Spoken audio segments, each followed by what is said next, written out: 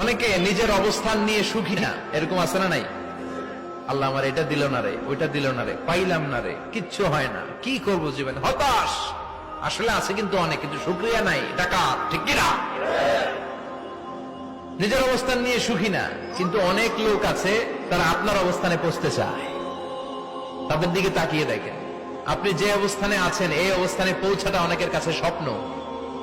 তারা প্রতিনিয়ত সংগ্রাম আর স্ট্রাগল করে যাচ্ছে আপনার অবস্থানে পৌঁছতে, আর আপনি এটা নিয়ে সন্তুষ্ট না।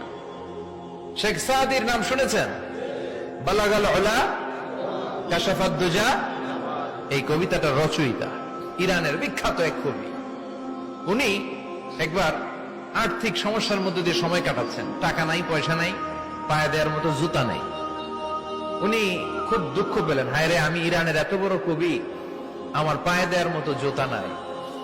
দুঃখ ভরা মন নিয়ে রাস্তায় হাঁটতে বেরোলেন। হাঁটতে হাঁটতে হঠাৎ দেখলেন একটা লোক শুয়ে শুয়ে কাঁদছে, ওই লোকটার দুইটা পাই নাই, পাই নাই। উনি সেজদায় পড়ে গেলেন, আল্লাহর কাছে ক্ষমা চাইলেন, আল্লাহ অনেক দিয়েছ, শুকর আলহামদুলিল্লাহ। এজন্য যেই পরিস্থিতিতেই থাকি না কেন আমরা কি পড়বো? জোরে বলেন, কি পড়বো? এজন্য কানাতু মিনাল ইসলাম, অল্পে তুষ্ট থাকার নাম হলো ইসলাম। সম্পদ লাগবে কিন্তু সম্পদের পাহাড় লাগবে না, ঠিক কিনা? অল্প খান, অল্প পড়েন, অল্প জমান, অল্পের ভেতরে বরকত ঢুকায়া দিছে কে? দেখবেন যাদের সম্পদ অল্প তারা সুখী বেশি। জরিপে এটা দেখা গিয়েছে, অনেক সার্ভেতে এটা এসেছে, যারা সম্পদশালী এরা দুঃখী বেশি, এদের দুঃখ বেশি, টেনশন বেশি।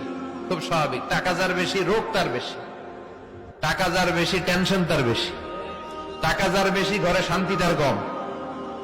আছে না নাই? ঘরের ভেতরে অশান্তি, ছেলে কথা শোনে না, ছেলে টানে গাঞ্জা, মেয়ে করে পরকিয়া।